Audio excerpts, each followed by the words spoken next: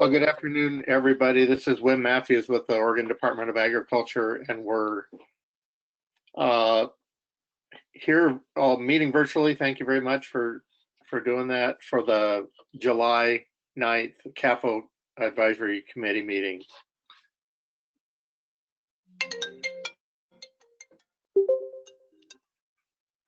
So I guess housekeeping things, if you can mute your phone and other devices that you have around your office and your room.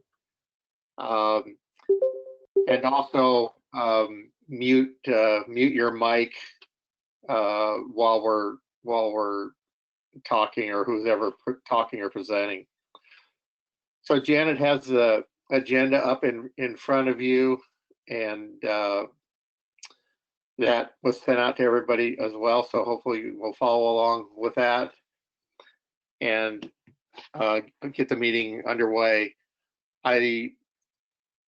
I guess we'll try to do, let's try to do it kind of an introductory round, and folks could take turns on the call, introducing yourself. That would be great. Mark Oldenkamp.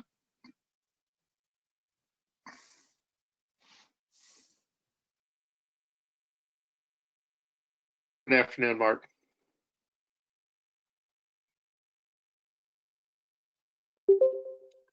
Hi, Beth Moore, Oregon DEQ Water Quality. Hello, Beth. Tom Thompson. Hey, Tom.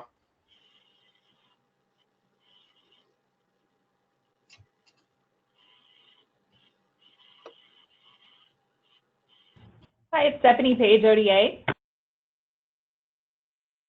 Hi, Stephanie. Thanks for joining us. Tammy Denny, Oregon Dairy Farmers Association. Hi, Wim. Hi, Stephanie. Oh, good afternoon, Tammy.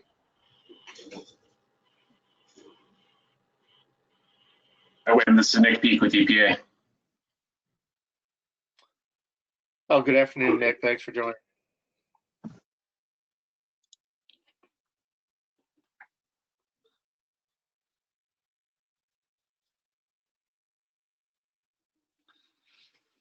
All right, anybody else like to introduce themselves? This is Amy Wong with Friends of Family Farmers. Oh, hi, Amy. Thanks for joining us.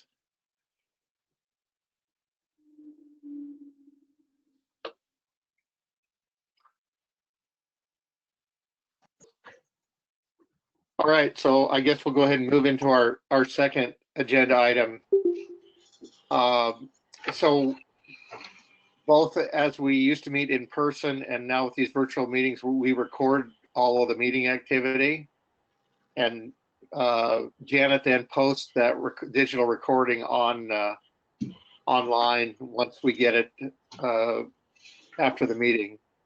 And so you can listen into that if you have questions about an item or want to make sure that something you said was correct or data that was presented was correct. And so I'll ask if anybody had a chance to review the April 9th minutes, and did anybody have any corrections or additions, subtractions, anything we need to do to those minutes.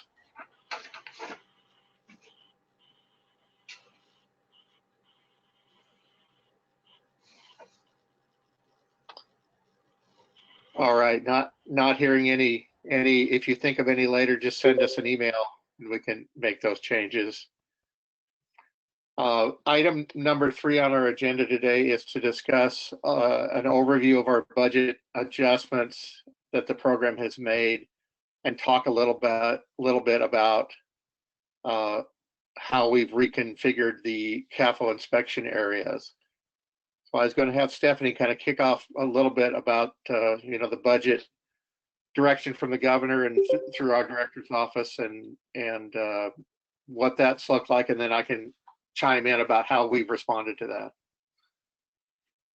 All right, good afternoon, everybody. This is Stephanie Page from ODA.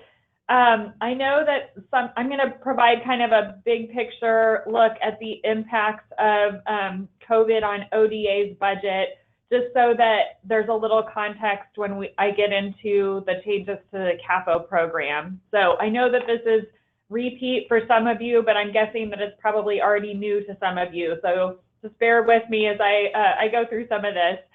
So as you can imagine, the pandemic has caused significant impacts to the state's financial outlook.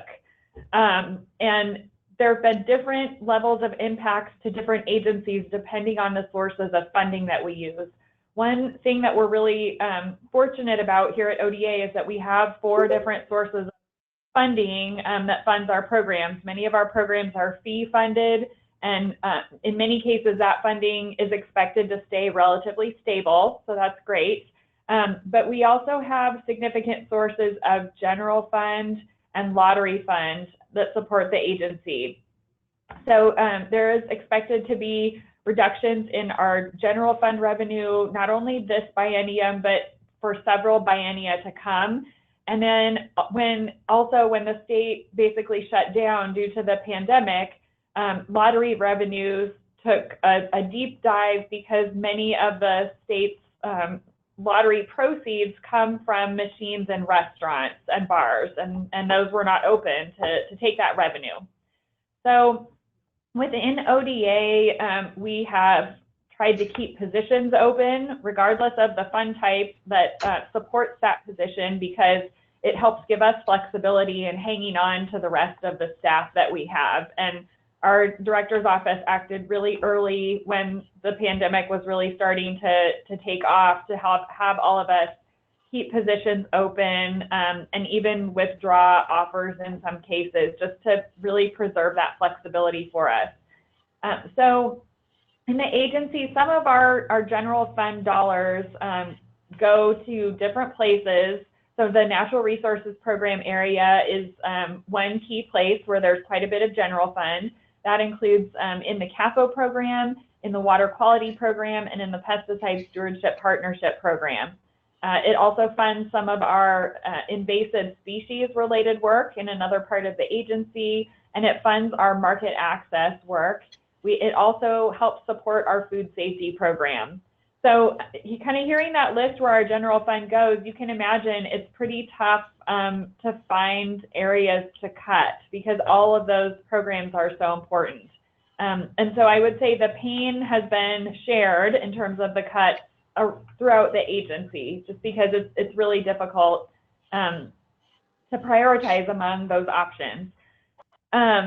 A few things that we did early in the agency as the pandemic really started to take off, we had to decide whether to bring on seasonal staff in our insect pest program. We decided not to do that. So our seasonal trappers were not hired for the year, and ODA staff, as well as many partner agencies and other organizations, are putting out traps and checking them for us this year as a way to provide the same function in a reduced manner, but at least get some traps out there. We have also moved all of our weed program staff to the hemp program. The hemp program is a fee-funded program, and so the weed program is a lottery-funded program. And so that was another early decision that we went ahead and made in the agency, and they're serving that program now.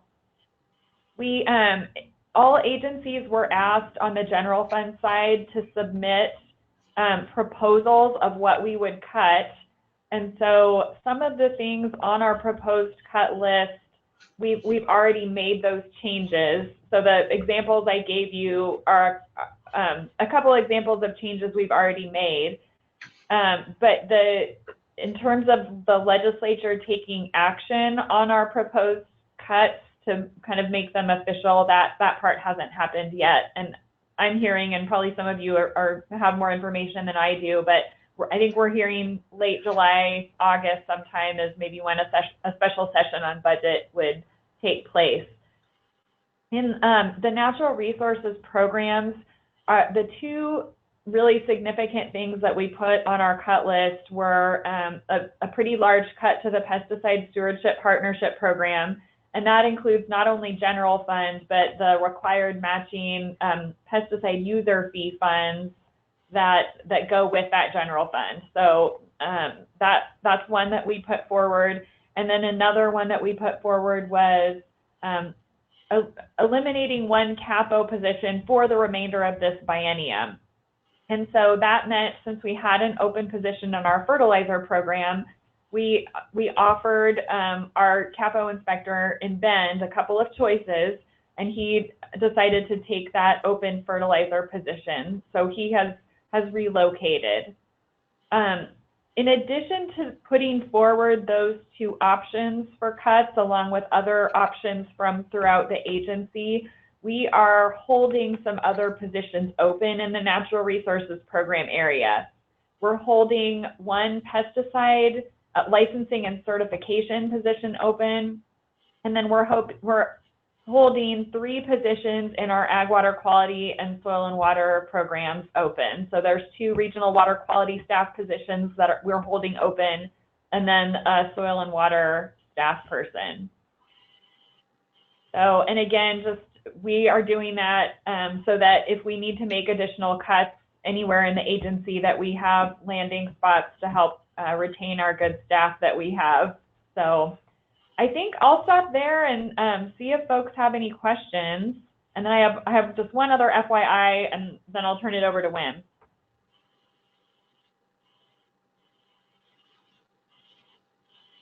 Great. Hearing no questions, just one other FYI is that we're working on our agency request budget for the 21 to 23 biennium.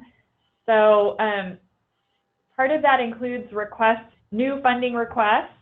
And given the financial climate, you know, we are not sure how likely we are to get any of these requests, but we are continuing to proceed with the list that we had before the pandemic really got going. And so that's something that we're working on. Typically, this is really standard for any request that we put forward as part of the budgeting process. We also typically prepare a 10% cut list, or sometimes we get instructions to prepare a 15% cut list or something like that in 5% increments. So as far as I know, we haven't been asked to put that together, but I would expect that we will put that forward for the 21 to 23 biennium. That's all I've got on budget and staffing. Again, happy to take questions anytime during the meeting, but if there aren't any questions right now, I'll turn it back over to Wim. All right, thank you, Stephanie. Any folks with questions for Stephanie?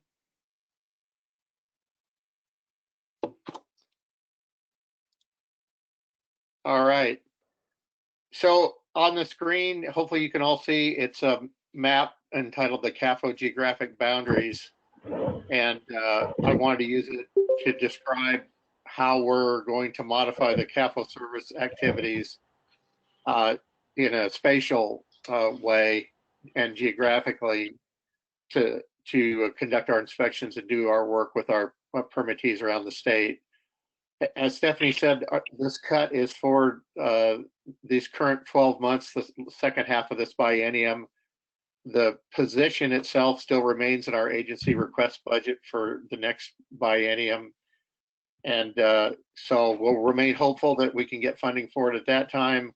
And so I'm going to describe these as temporary changes that will be in effect until the end of this biennium, which is June 30th, 2021. So essentially, all of there were 6 inspectors, CAFO inspectors, prior to this budget response, and now we've gone down to 5. The one area that didn't get any change in geographic area was Area 1, which is Tillamook, because it by itself has the largest number of facilities. All of the other 4 areas are all picking up some of the Area 5 piece that we've shrunk down pretty considerably here, based on geography and based on familiarity with with those facilities, and drivability. Some of the issues are, how do you get there in the wintertime with the passes and the potential weather that we have to work with. So I'll talk to you about some numbers here in a minute, but I just wanted you to be able to see the spatial distribution the Area 6, so Hillary Collinsworth is out of our Ontario office.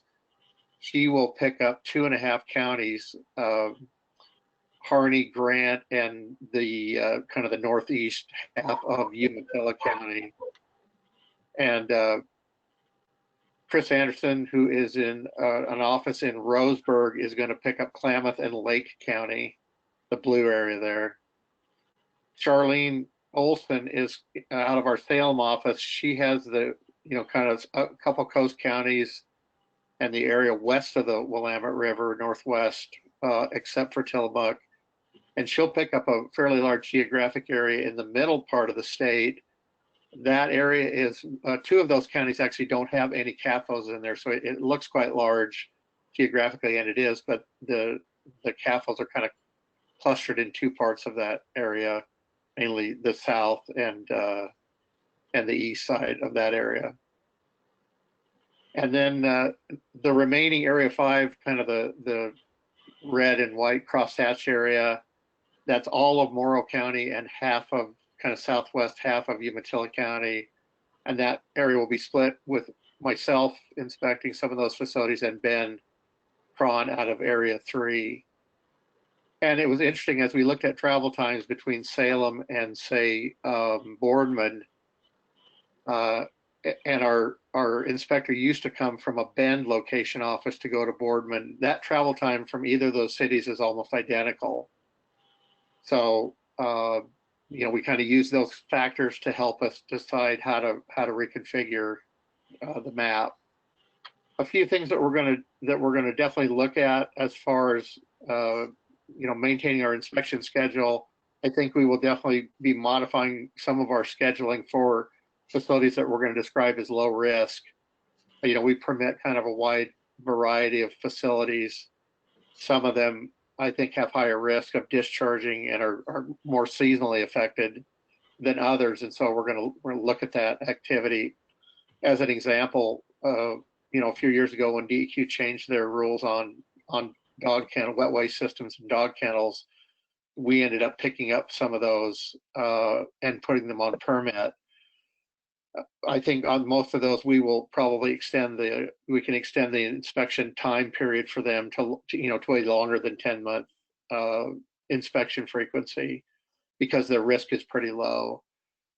All their solid materials contained, all their liquid materials contained.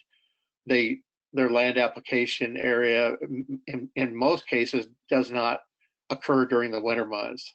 If they're doing land application, they're usually only doing that during the growing season time period, and then the rest of that time it's export to a treatment system, an off-site treatment system. So we'll look at those facilities and make those types of changes. So one thing I'll have to ask is that we're keeping as our number 1 priority response to complaints on permitted facilities, and I'm hoping that we can, respond in a timely manner. I think that's the most important thing. If there's a claim that something's going on, that we get out there to confirm if it either is or isn't happening. And so we're going to do our best to mobilize people quickly and get them to the right place at the right time. So some of the permittees, especially the old Area 5 folks, are going to be seeing new inspectors, which is, as we've heard in the past, is not a good thing. They'll have to get used to a new individual and meet with them and get that work going. So apologize for that activity kind of up front, but ask for those folks to develop a good working relationship with those permittees in Area 5 and get that connection made and get working on that. We were pretty well caught up. I would say caught up, prior to us making this change. So we're really good shape going into midsummer here. We have a lot of facilities over in the old Area 5 and Area 6 that are seasonal feedlots. They don't have animals in the summer months in the feedlots. They start bringing animals in October, and period usually from October through March, maybe April, depending on the year. They may have stock in the facility there. So we will start picking those up seasonally because we can't do those in the summer. There's nothing to look at there. So we'll throw that into the mix as we continue to move forward. As far as numbers, let's see. No, that's not the one I want. Here's a just kind of a rundown of numbers about how many permittees each inspector will be responsible for. And so Chris Anderson, he is our Area 4 inspector. He will be adding 20 facilities and going to 111 total facilities that he'll be responsible for. Over in Area 6, that's Hillary Collinsworth out of Ontario. She'll have a total, she's going to add 17. That'll be a total of 105 for her in a larger geographic area. Ben Cron is out of Area 3. He'll be adding 20, so he'll go to 96 total facilities. Armando is not going to be adding any. He's in Area 1. He'll be at 106, remains at 106. And Charlene Olson in Area 2 will pick up 20, and she will have 98. So everybody's in that 96 to 111. The bigger numbers usually are in smaller geographic areas. And some of the smaller numbers are some of our larger facilities, bigger travel times, bigger areas to look at, and larger facilities. So that's the breakdown of permittees that each inspector will be responsible for. And right now, today, we have 516 permits statewide that we're due inspections on.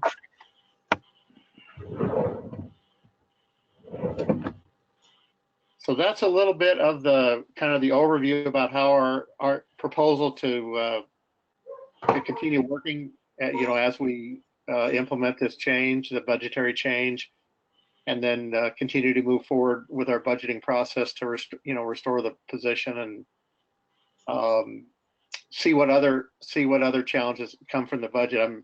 As Stephanie mentioned, I'm not sure that this will be the last question that comes our way or challenge that comes our way, both programmatically as well as agency-wide and statewide. So stay tuned on those.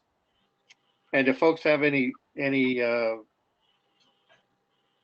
suggestions, or as you look at this, think this through about delivering services, I'd sure appreciate hearing about that.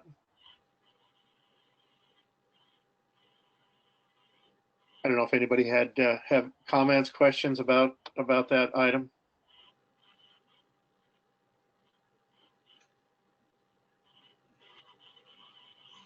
It's good to have the update, Wim. This is Tammy Denny with Oregon Dairy Farmers Association. Thank you for the update. Oh, sure, thanks. All right. So Janet, do you want to switch us back to the agenda, please?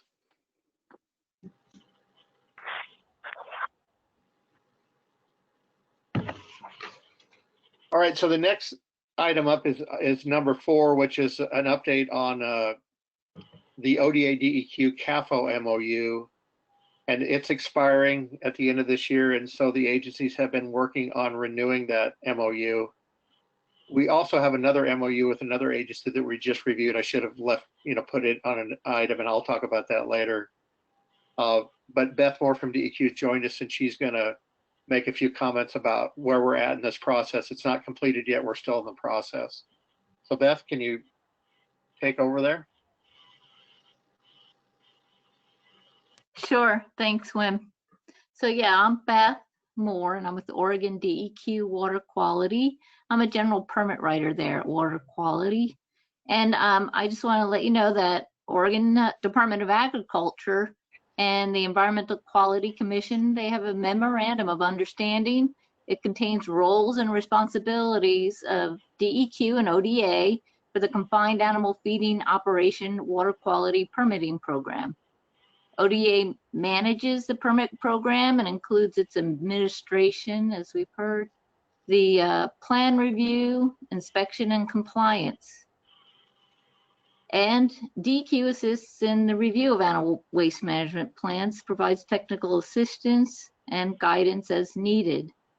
And DEQ and Oregon Department of Agriculture staff work together on developing permits. That agreement, that memorandum of understanding, is available on ODA's CAFO webpage. DEQ and ODA are presenting at the commission meeting in July to provide information on the CAFO program, and then we'll be back in November to request that the CAFO agreement between the commission and ODA be renewed for another 5 years.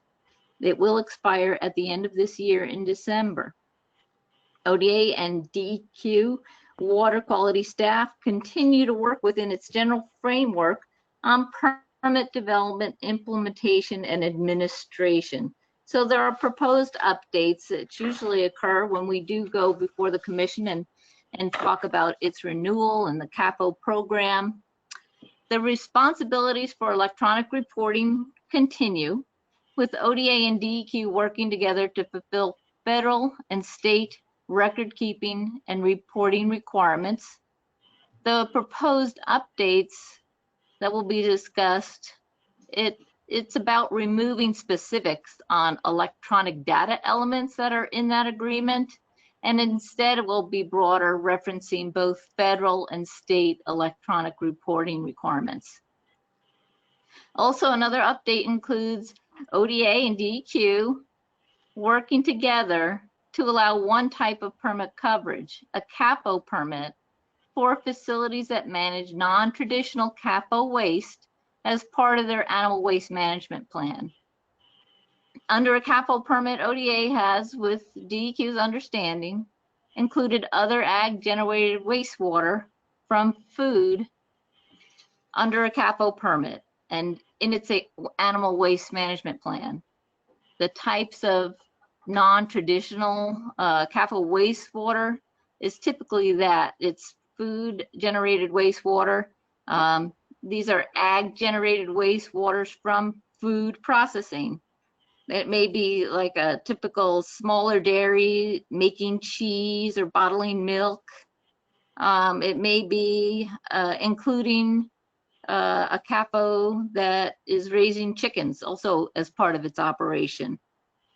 Or it may include small-scale poultry slaughter, that type of wastewater.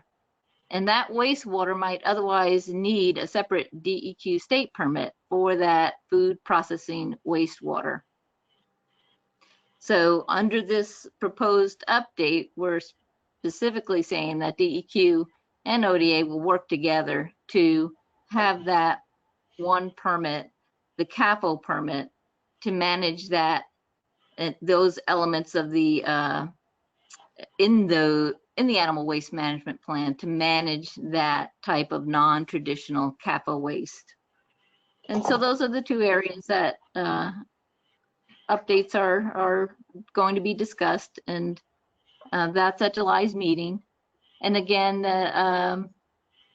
the expiration for the agreement is at the end of this year in December, and there is another commission meeting in November, excuse me, where DEQ and ODA will go before the commission to ask for its renewal. So this gives us time to introduce and to say where the program's at.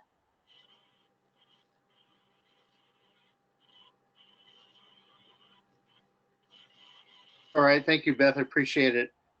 A couple other comments I wanted to make on this is that the memorandum is legislatively required, and as Beth said, the agencies have been preparing these and operating with these memoranda for many years. And our department really appreciates the cooperation and the partnership with DEQ staff. Whenever we issue a permit, a general permit or an individual permit, those permits are signed by representatives from both agencies. so that they are jointly issued.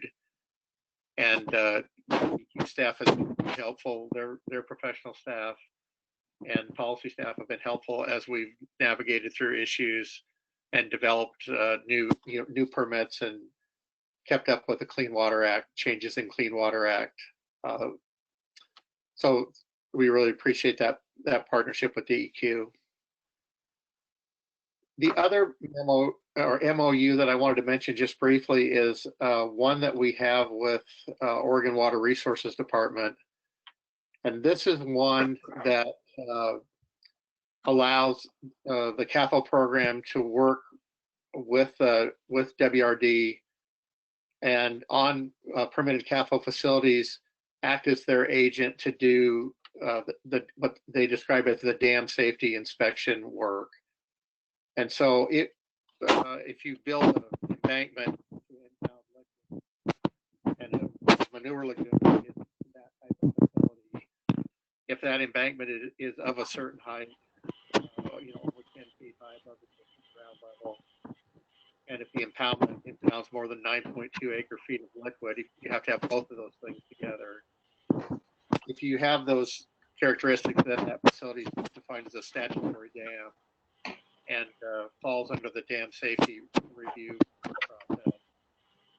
And so several years ago, ODA and DEQ entered into the first MOU on this program, and ODA staff received training from Water Resources Dam Safety Program folks and engineers, developed the inspection program that we deliver on the CAFO facilities, and we've continued to do that now for several years. It's removed the dam safety fee. WRD used to charge a fee for those, $100 a year, so that fee's been removed as part of this agreement, and it's kind of a value-added proposal on the CAFO permit side.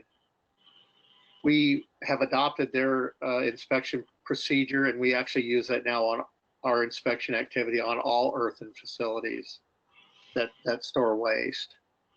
So there are many lagoons that are not statutory and meet those requirements, but we still use that same procedure and protocol to do those inspections. So we've just signed a new MOU with WRD. I believe last week it got signed, and that will be available pretty soon.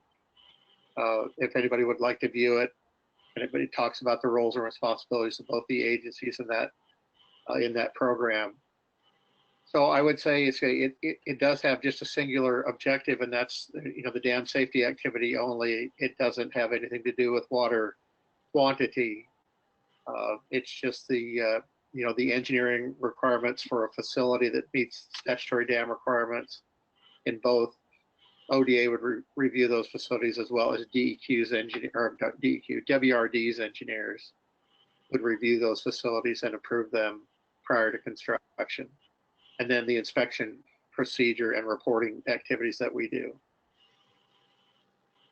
So any questions on either of the MOUs? Like I say, the WRD one is completed. The DEQ ODA one is in process, as Beth described. And we'll try to make sure we can get that completed and have it on file and keep that circle unbroken there.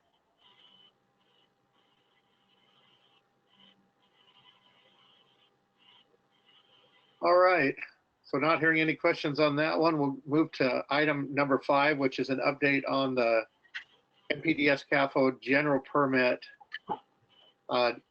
number 1-2016 reissuance. And so a little background on NPDES general permits. So we have one of those. We have a WPCF general permit, and then we can issue an either individual NPDES CAFO permits or individual WPCF CAFO permits. The lifespan of a general NPDES permit is 5 years. And since this one that we're currently operating on was issued in 2016, it is time in 2021 to reissue that permit, come up with a new general permit. And so that activity is now just getting kicked off and is underway as we need to get that moving so that we'll be ready to have that work done prior to the February 2021 expiration of the current permit. And so generally, I would comment both ODA and DEQ staff have looked briefly, at the current permit and have done some review on the EPA Clean Water Act rules, like, the CAFO rules in 40 CFR to see if there's been any changes there. There have not been any 40 CFR changes. And so we think there'll be some minor changes to this permit draft as we start putting it together and sending that out for review and discussion. Some of the changes we are planning to take is we'd like to clarify the definition of waters. There has been some changes in the definition of waters of the U.S. And we also have a definition of waters of the state of Oregon. And so we're going to make sure that we look at both of those definitions and make those updated in the permit, because these permits prohibit discharge to any waters of the state of Oregon and any federal waters. So we need to make sure that there are complementary definitions and they're not at cross purposes there.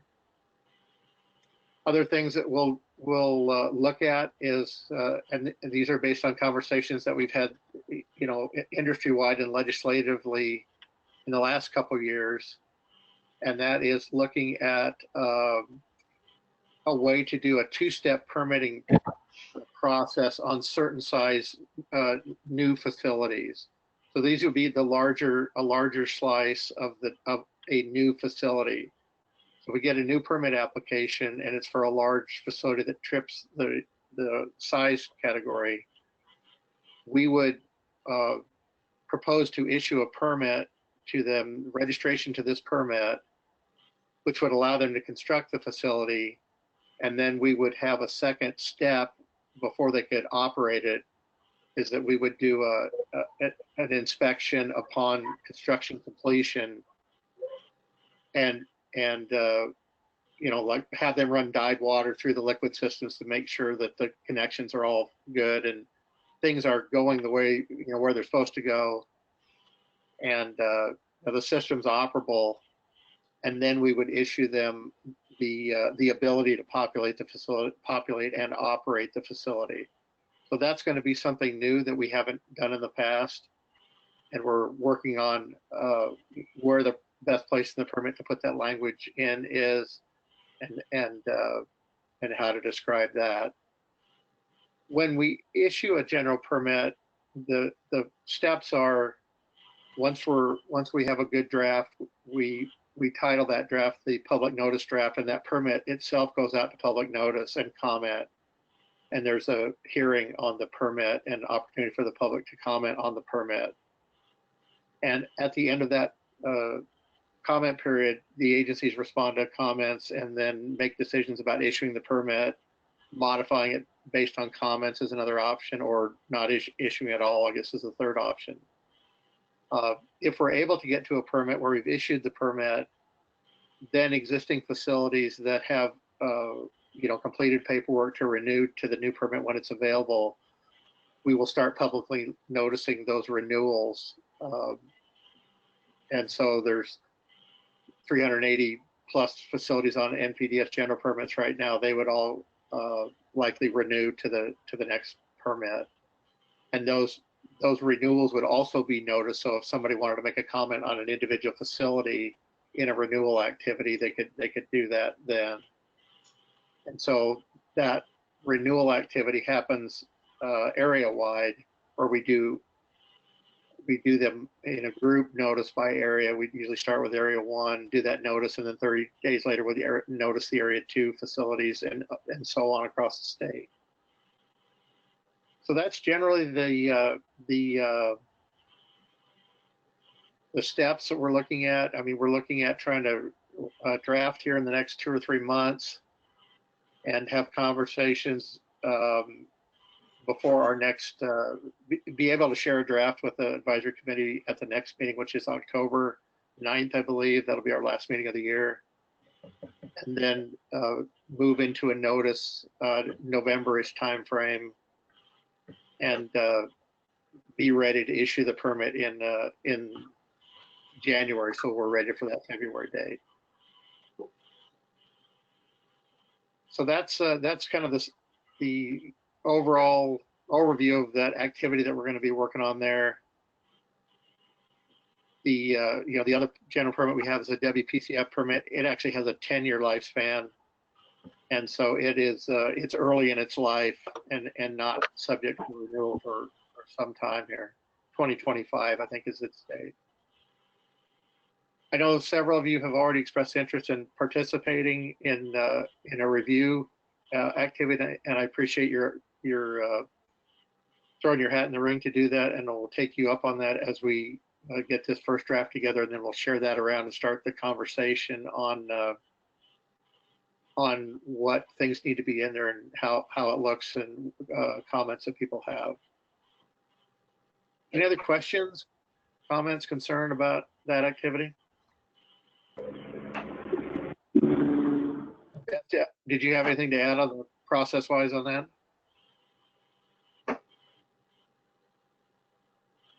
I don't think so, Wim. We usually, did you mention the public hearing for the Yes, I the did. permit itself? Yes, I Public did. notice, public hearing, response to comments? Yep. Okay. I think, I guess I How would far make a out do comment. people, Oh, go ahead, Beth. I was gonna say, how far out do people, sorry. How far out do people renew for this upcoming permit that's gonna expire? So we'll get those documents put together here shortly and send those out. I think the permit says within 180 days of expiration or on a date developed by the agency. And so we'll get those renewal letters together and out to all those people that have those registrations to see if they intend to continue operating. Then they'll have to return that document to us. I would make a comment on the hearing, the public notice and participation opportunities. Given the uncertainty of the COVID pandemic and when we might be in a new situation where we can be more in person, I expect that we will probably do a lot of these hearings virtually. We've done a couple CAFO hearings virtually now, and I think they've gone fairly well. The participation has not been very, very large, but at least the platform seems to work fair. And we've received comments, oral testimony and comments through those platforms, and that has worked okay. So I think we'll, until further notice, probably continue to have these types of hearings in a virtual setting rather than in an in-person setting. All right, any questions or comments on permit renewal activity?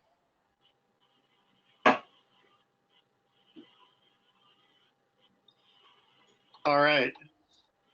So item number 6 is for years we've maintained a list. We entitled it the ODA Technical Service Providers List. And I just wanted to let folks know that we were going to put together a solicitation on our website for people to sign up to be on that list. It's so if somebody calls and says, hey, I need, are you aware of an engineer that can help me engineer this kind of system? We could provide that list to them, and then they could make contact with those providers and set that up. One of the reasons for the list is that there seems to be a dwindling number of providers in several areas, and so that search has been a little more difficult for some folks. We want to update our list, and then also make sure we've got a wide solicitation so that professional engineers and contractors and suppliers can be on that list. and then we can share that with folks that ask. So look for that to be coming out. The Gov delivery system. So that's the system that we've been using. Our whole agency has been using to send out these notifications and solicitations.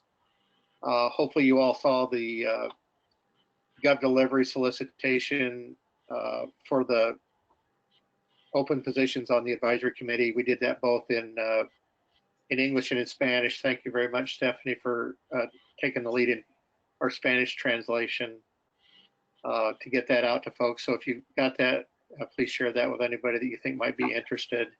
Those are also posted on our website as well. And that's where how I expect that we'll do the solicitation for the service providers list. Any comments, thoughts on that?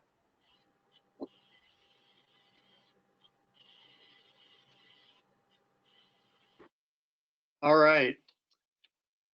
So item number 7 is program statistics. And I was looking through some old slides on advisory committee meetings from about 10 years ago and recalled that we used to do a lot more. We used to have a lot of requests for, for the program to provide statistics. And we did so kind of in tabular or graphic form. And so I really don't have too many of them to talk about today, but I just wanted to kind of queue up the item and see if people had an interest in seeing more statistical presentations on things that we do, or have some interest in, well, how many CAFOs of this size or smaller are out there, or things like that. Christy's been a master at maintaining our database and modifying our database as we needed to add more fields to keep track of data. And she's the, kind of the primary author and the developer of our annual report, which has been a really good compilation of the activities on a calendar year basis. So some of the, examples of some of the statistics we have are, we compare how many permits we had in, say, 2019 to 2020. 19 is 12 months complete, and in 20 we're halfway through the year. We have more permits this time. Right now, our current permit number is up from 2019 number. 3 more NPDES general permit holders, and about 5 more WPCF permit holders. So the number of permits is increasing 2020 over 2019. In 2019, if you look at the whole year, we did 872 inspections on all permitted and some of them were non-permitted facilities. And that's inspections of every type. So it could have been a routine inspection, a follow-up inspection. Sometimes we do multiple follow-up inspections. Sometimes we do inspections at the request of the permittee if they have a question about an expansion or a change that they want to make, or reduction in operations that they want to make, and how would that affect their permit status. And so one thing you can see from the 19, so we're roughly halfway through 2020, and definitely we should be at about 430 inspections if we want to keep at that same pace as last year, and we're definitely not at that level. Some of that can be explained by the compliance percentage is greater this year. We don't have we've lost some facilities that had a lot of non-compliance that caused us to do a lot of inspections, and so that's part of the explanation. But I'm sure other parts of the explanation is the COVID pandemic implementation. We're not doing any overnight travel at all, so all our travel is restricted to day trips, and so we're less efficient in some cases on some of those inspection activities in order to comply with the COVID guidelines. So that's kind of an update on statistics. I just wanted to mainly throw this out to as a discussion item, that if folks do have thoughts and would like to see more statistical, activities, in the past we've looked at compliance rates by species, and so do chicken facilities have a different compliance rate than a dairy does, or than a beef cattle feedlot does, or than a dog kennel does? And are activities based on size, compliance rates for smaller facilities versus medium-sized or larger facilities? Is there a seasonal issue? Is there a regional issue? So any of those things that you can think of or would like information on, we'd be happy to try to put that together and present that information. And then I'd kind of end this item with, we did institute new fees in January this year, and so the renewal bills that went out in May and are, if you haven't paid them, are due now, reflect those increased fees. And Christy has put together, she says it looks like we have 139 facilities of our 516 that still haven't paid yet.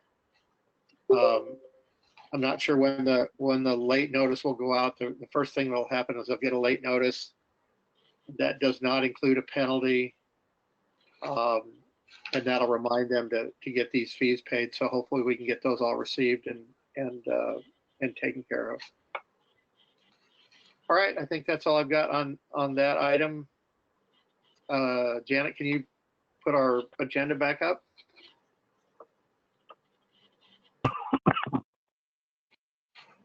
All right, so item number 8 is partner agency updates, and so any and all agency partners that are on the call, if you could provide updates, that would be great.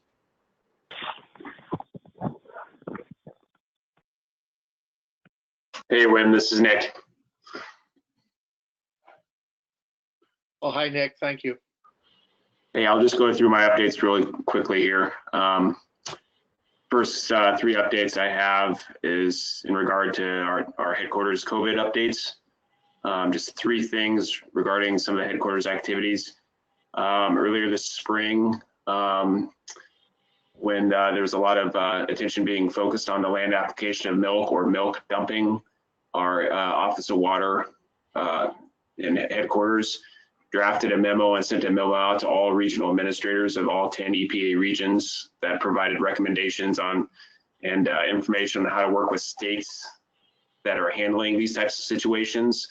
So I can send you a copy of that memo that went out to the RAs just for some informational purposes. The other thing that has come up is obviously excess carcass disposal. There's been a lot of federal agency response to this as well. In addition to what APHIS is doing and what NRCS is doing, EPA has also developed a document on disposal methods that producers can use. And there's a website it's a pretty extensive website that EPA developed on carcass management that I can send that link to you as well. And then the last thing that's maybe not as applicable, but I just thought I'd bring it up is some guidance on personal protective equipment. Obviously, there's been a lot of shortages of PPE out there, and EPA came up with some guidance regarding PPE with regards to agricultural pesticide handlers. And that's another website link that I can send to you after the call today. So those are just kind of 3 headquarters updates that I'd like to just send out to you. The other thing you mentioned was the waters of the definition, or waters of the United States definition. There's a rule that EPA came out with called the Navigable Waters Protection Rule that came out this spring. Just some background: there is an executive order to basically compel EPA and the Army Corps of Engineers into a 2-step rulemaking process. So step 1 was the repeal of the 2015 rule and recodified the definition of waters in the United States to prior regulations. And that was effective on December 23rd, 2019. At the same time, the Army Corps of Engineers and EPA were working on step 2, which is the Navigable Waters Protection Rule. And that revised the definition of waters of the U.S. and replaced the previous rule. And that rule was signed by the administrator on January 23rd. It was published in the Federal Register on April 21st, 2020, and it became effective on June 22nd, 2020. So that is a pretty recent change in terms of definitions of waters of the United States. The goal was to simplify the definition, and obviously, as everyone knows, there's a lot of litigation surrounding this. So stay tuned on what's going on with that. There's also, with regards to the definition, there's a good website that EPA has come up with. It's basically epa.gov/NWPR, stands for Navigable Waters Protection Rule. It has the final rule, all the analysis, the response to comments, it has fact sheets. It has a link to a public webcast on YouTube. And then there's also a generic email, basically a generic email address that folks can use. It's called CWAWOTUS, so Clean Water Act WOTUS at EPA.gov. So if there's any questions, all the questions should be, especially if they're email questions, all the questions should be directed to that email address. And then each region also has an expert. And we've got an in-house expert here in Region 10 that if anyone has any questions about the new rule, I can put them in contact with her. The last thing I just want to bring up is you were talking about Oregon's renewal of their CAFO permit. We were working on our own CAFO permit here in Idaho. The CAFO general permit was one of the last permits that was supposed to be transferred over to our Idaho DEQ. And so EPA was still in charge of writing that permit. I was working on it actually. So we finally got that permit published in the Federal Register on May 13th. The effective date was June 15th. We had a public comment period from about late October, October 23rd through mid-December, December 9th.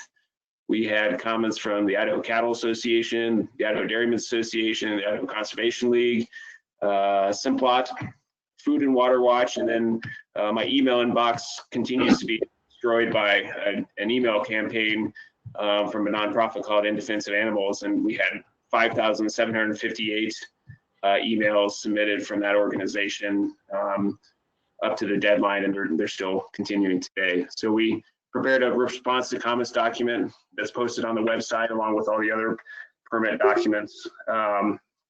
Really easy to find. Google Idaho CAFO NPDES permit, and it's basically the first link on there. You know, Idaho DEQ was supposed to become the permitting authority and implement this permit on July 1st. But on June 4th, an appeal was filed with the Ninth Circuit Court regarding the permit by two non-governmental organizations. The Snake River Waterkeeper and Food and Water Watch filed an appeal to the permit, so we're working on that issue right now.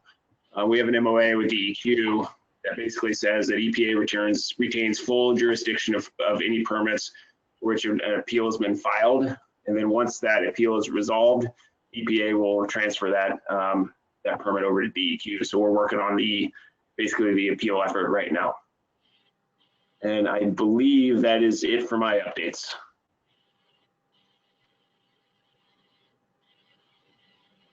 All right, thanks, Nick. Question for you. So what's the CAFO permit status in Idaho during the appeal? Is it functional under EPA? Can you take applications, or is it all on hold pending the appeal? Yeah, it is functional right now. There was no stay requested of the permit, and so it's going to be functional until unless someone requests a stay of the permit, or if we need to go back to the drawing board and rewrite some things based on the appeal. So as of right now, it's up and running, but we have yet to receive any applications from any producers at this point. All right, thank you. Any questions of Nick?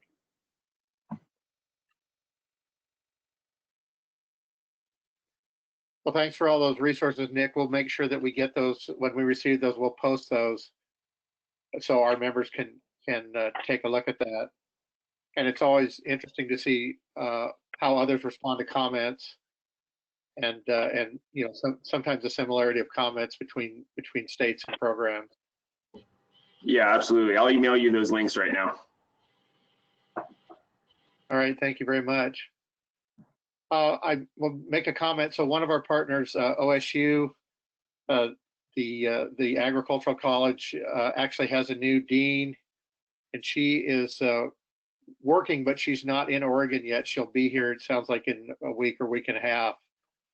And Carol Lorenzen is her name, Dr. Lorenzen. And so she'll be joining us hopefully in October, and we'll be meeting with her as she arrives and gets settled in the state, and giving her an update of what our program is.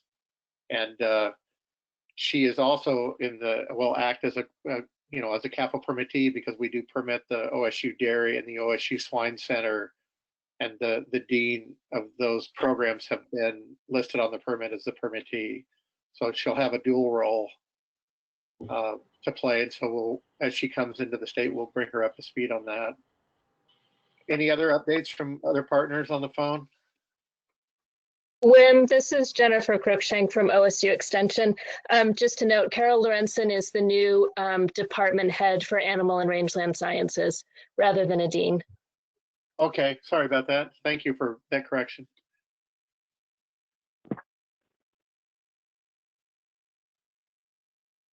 Other updates from other folks? No update, but Wim, this is Tammy Kerr, and I joined right at 2 o'clock, so I had another call, so my apologies, just for your minutes. I was on at 1:30, but I really wasn't engaged until 2 o'clock. All right, thank you, Tammy. So I guess we'll move into, keep item 8 open and move into 9, industry updates. Any updates from any of our phone participants?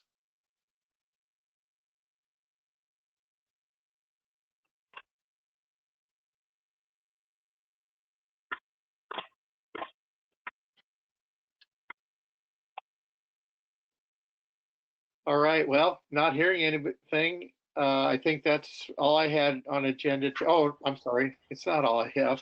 Public comment number 10. Any comment from members of the public that are joining us?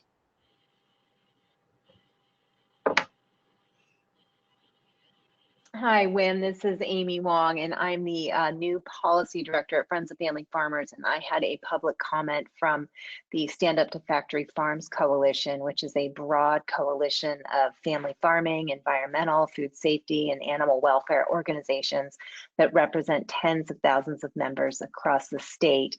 And this coalition has been concerned about the MOU between the Department of Environmental Quality and ODA to permit CAFOs, especially around the failure of the Lost Family Farm debacle, which underscores our concerns that we think that ODA could have a potential conflict of interest in both promoting and regulating this industry. We are concerned that it's problematic that ODA would consider permitting another mega dairy on the same site as Lost Valley, having not made any changes to the permitting process or otherwise fixing the deficiencies that allowed Lost Valley to happen. It was interesting to hear about your 2-step permit process that might be coming out. So hopefully that's potentially taking that into consideration. And just generally, we're concerned that mega dairies are a threat to our climate, our environment, public health, small farmers, and rural communities.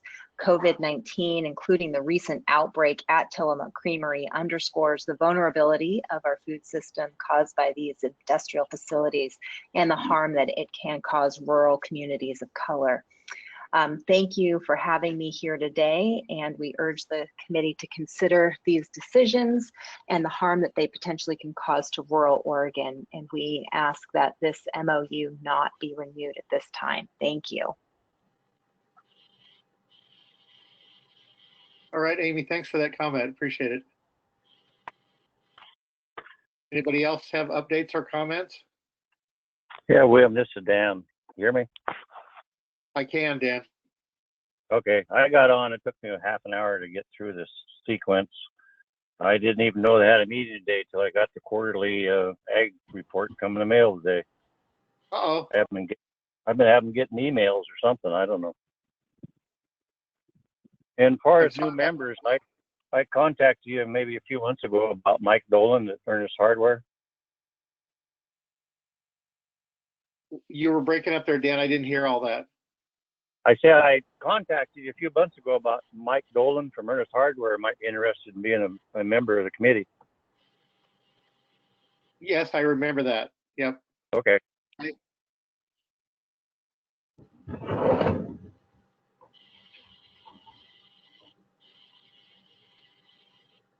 Is this is there a swine industry that is still outstanding as part of the committee, Wim?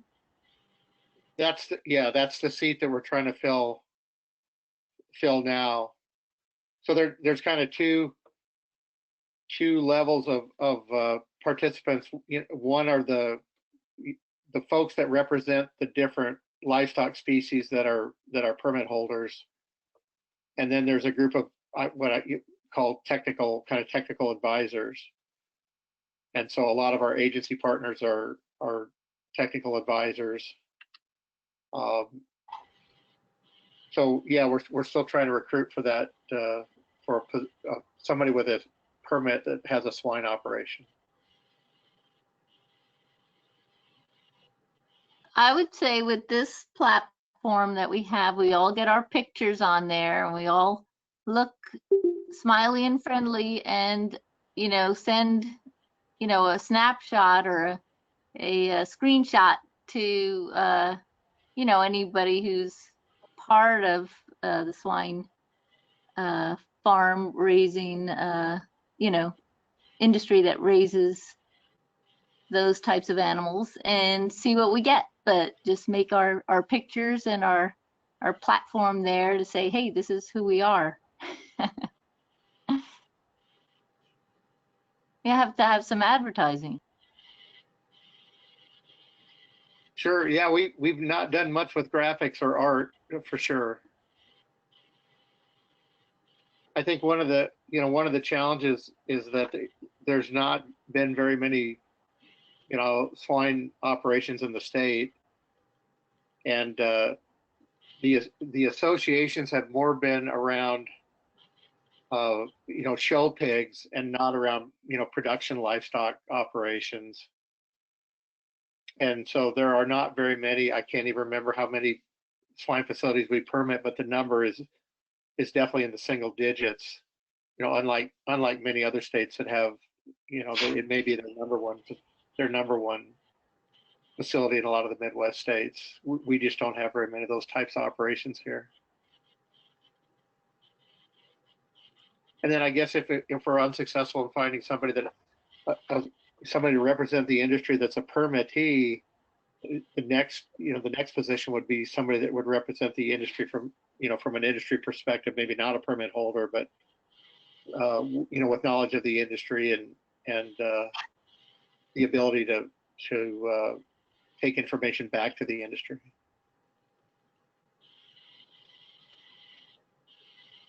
Well, I'd be willing to, sit for an art, artist type approach to the recruitment there. All right. Well, we'll send out a solicitation and see if we can get headshots from everybody on that.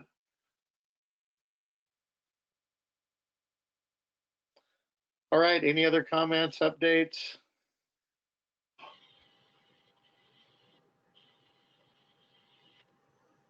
All right. Well, not hearing any. Thank you all for taking time today to participate with us. Our next meeting is going to be in October, but before that time, you should definitely be seeing a permit draft from us, and that may generate some communication. If we need to have I guess we could call it a subcommittee meeting to have a permit discussion, we can definitely set that up prior to the October meeting. And hopefully everybody will take a chance to look at that draft once it comes out and make comments if you have any. All right, thanks again for your participation and time and help with the program. We appreciate all your comments. Thank you.